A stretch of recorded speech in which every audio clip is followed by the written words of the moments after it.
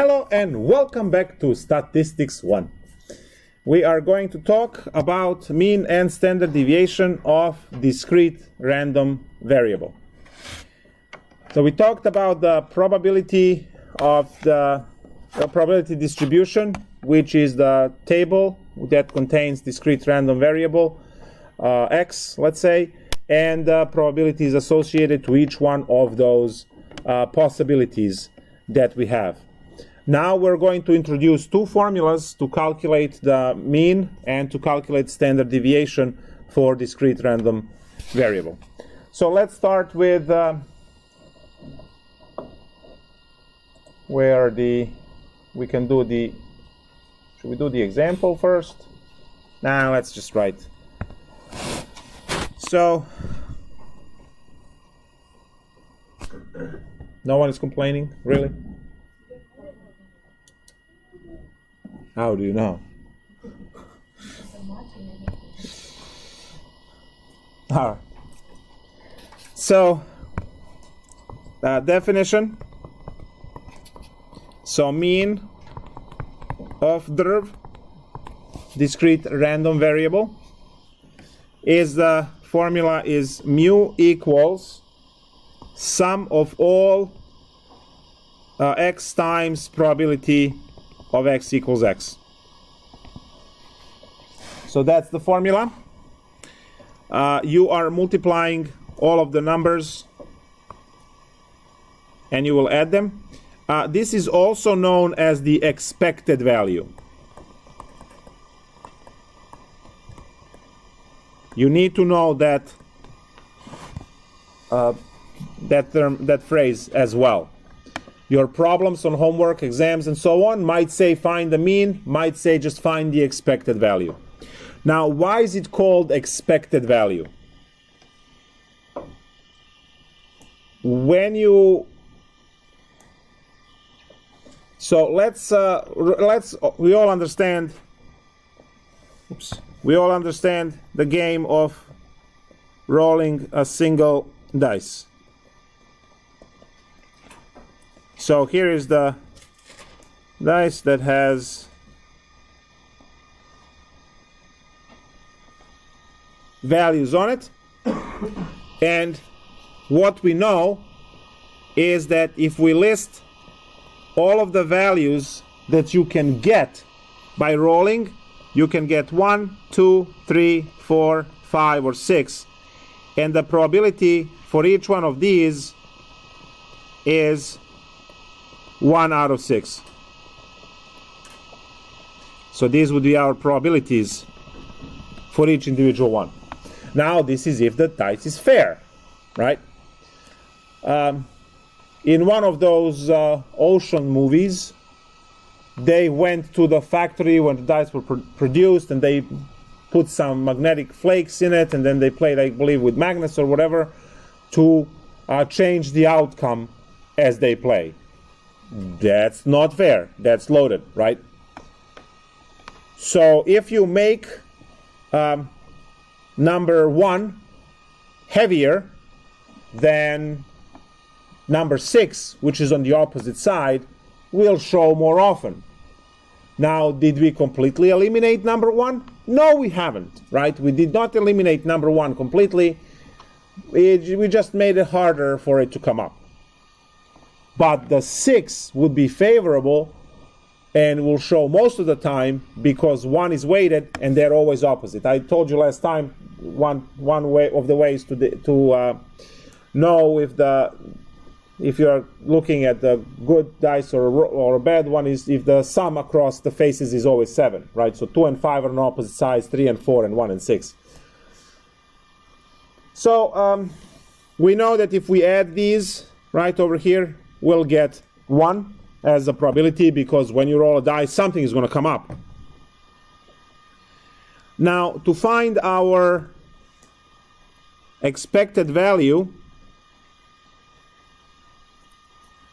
you will calculate x times p of x equals x. So you're just multiplying across, so that's 1 over 6, and then 2 over 6, and then 3 over 6 as you multiply across. 4 over 6, 5 over 6, note that I'm not canceling these, because once I do the multiplication, which is this part here, then I need to add all of those, and that would be your expected value or your mean. So now I need to add, and that's going to be 11, 18, 20, 21 over 6, right? 11, 21 over 6. Now, how much is 21 over 6? Now you can cancel that. So from here, we say that mu is 21 over 6, but then you can cancel by 3, right? You get 7 halves, so you get 3.5. So you're expecting to roll 3.5 every time when you roll that. You say, well, hold on, that doesn't even exist, right? Yeah, it doesn't exist. It has to fall on one of these numbers, and you have associated probabilities.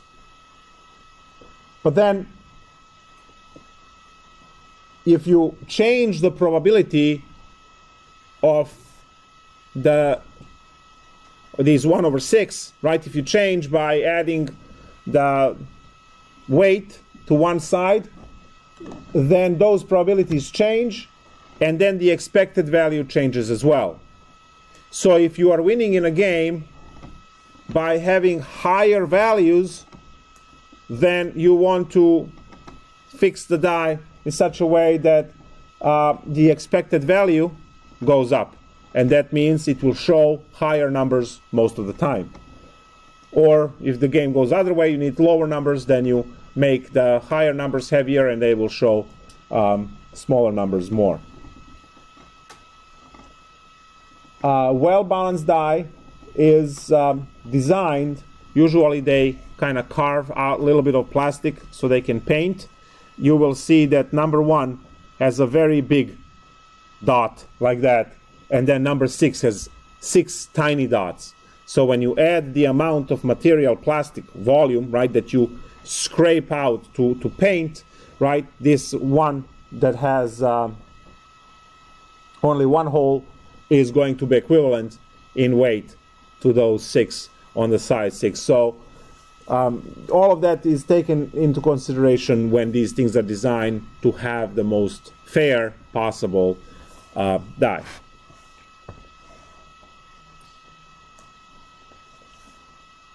So you have your outcome of a number that you get when you roll, and the associated probability. If you change any of the probabilities, everything else immediately changes.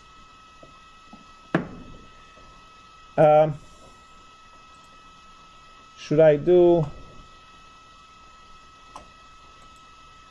Now let's write standard deviation, and then we'll do the homework problems and calculate both at the same time. So standard deviation of discrete random variable, and the formula is sigma equals square root of the sum of x minus the mean squared times the probability.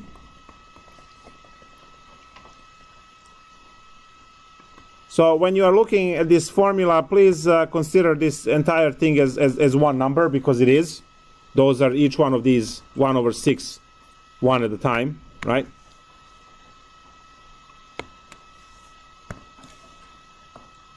So this is our standard deviation. And we use the chart. So I'm going to steal this.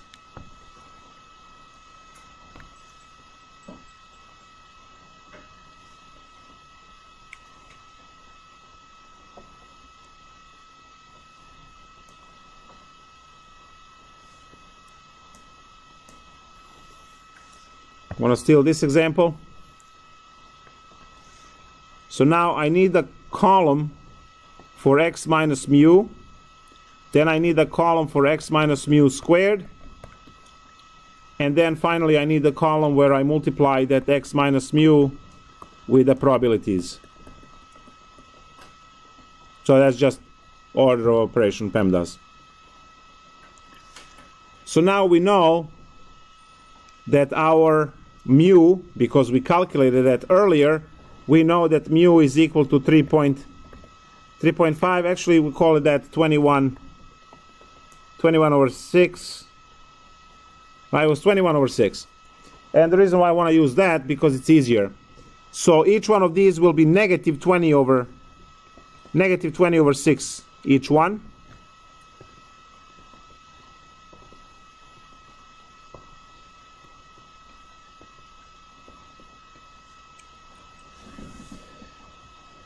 And then use square. Now obviously if you have different probabilities, all these numbers are different. We'll do homework example. This is just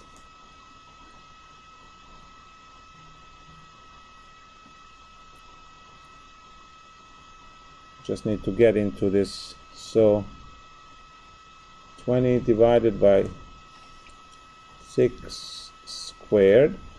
So each one is 11.1.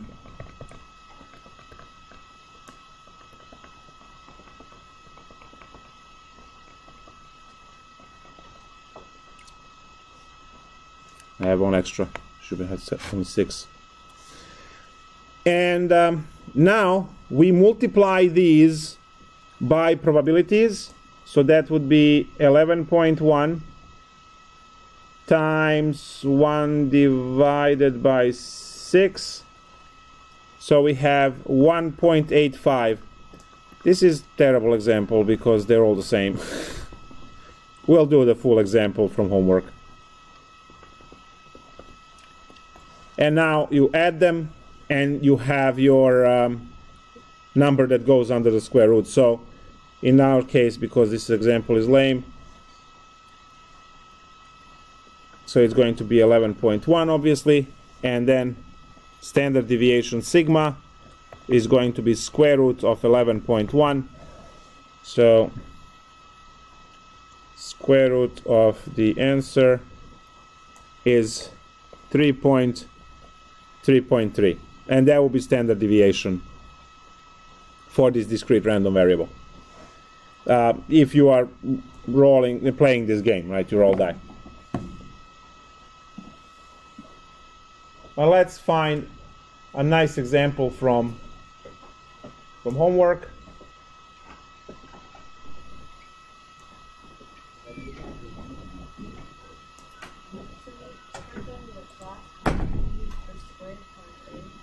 I'm sorry? For the last column, use the square.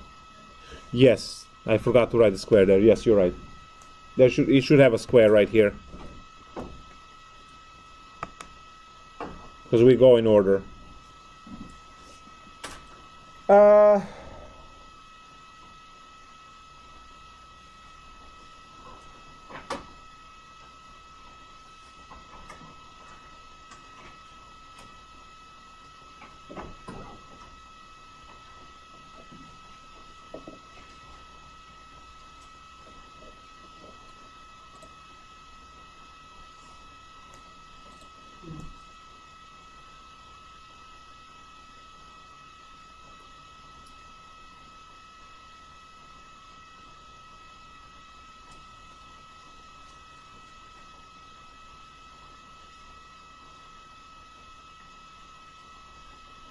Equipment breakdowns. Factory manager collected data on the number of equipment breakdowns. Oh, it's only 3 data points. This is also 3 data points. This is 2. It's even worse. Let's see. Now this is 9. That's way too many.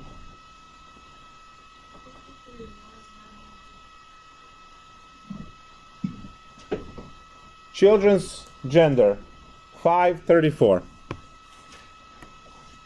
It has 5 data points. So it's not going to be forever, but it's not 2. So the data is The problem says the random variable x is the number of girls of 4 children born to a couple that is equally likely to have either a boy or a girl. It is probability distribution. It has the probability distribution as follows. All right, so we start with x and probability, and the values are 0, 1, 2, 3, and 4, and associated probabilities 0.0625, then 25, then 375, then another 25, and then 0.0625. So random variable x is the number of girls of 4 children born to a couple. If the couple has 4 kids, well, then at most 4 can be girls or none, right? So those are the 2 extremes, and then you can have 1, 2, or 3 in between. So this is our distribution, and now we want to calculate the mean, and we want to calculate the standard deviation. So to calculate mean, we know that all we need to do is to multiply x by all of these probabilities, one at a time. So this is a capital X and that's lowercase x. And then we add that column and we have a mean. So when we add what we get here, that will be mean equals, and we are done. So 0 times this is 0, 1 times this is 0.25, 2 times this is 0.75, times 3 is 0.75, and then times 4, 24, 25, 0.25. So the mean is 2, exactly, perfect. So the mean, the expected value, is to have 2. Why? Well, there are 2 genders. It's either a boy or a girl when you have a child. So if you have 4 kids, expected value is to have 1 boy and 1 girl. Does it happen all the time? No, right? So if you have 2 kids, biggest probability is to have 1 of each. If you have 4 kids, largest probability is to have 2 of each. Now, that doesn't, you can still have, 4 boys, 4 girls. It doesn't matter. It's possible. It's not impossible. Now we have our x minus the mean. We are working now standard deviation. So x minus the mean, that would be -2, -1, 0, 1, and 2. Now we get to square that. Get 4, 1, 0, 1, 4. And then we get to multiply that by the probability for each. And this is now where we multiply by 4. Now the middle ones are easy, because you are multiplying by 0 and 1. And 1 on the ends, well, no, it's times 4, right? So it's going to be 0.25. So the total is 1. And now the standard deviation is the square root of 1, which is 1.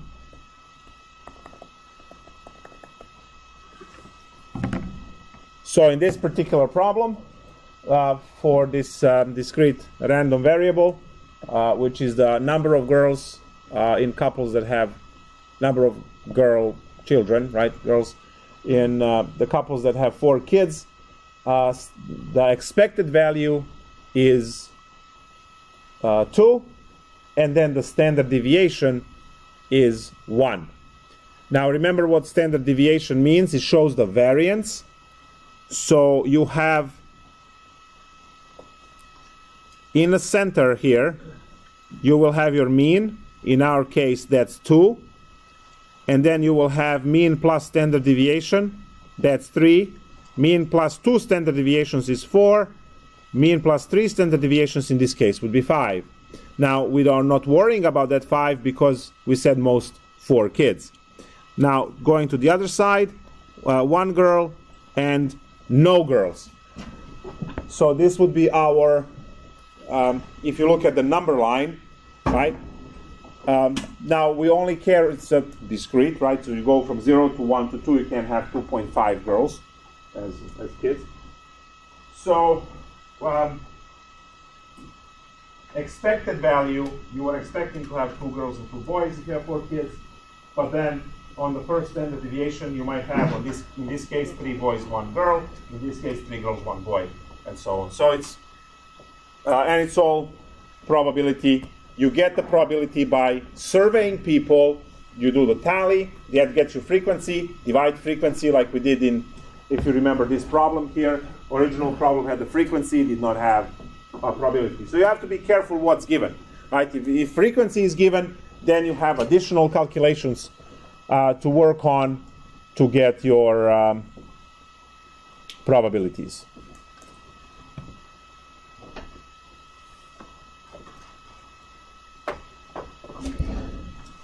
See you next week.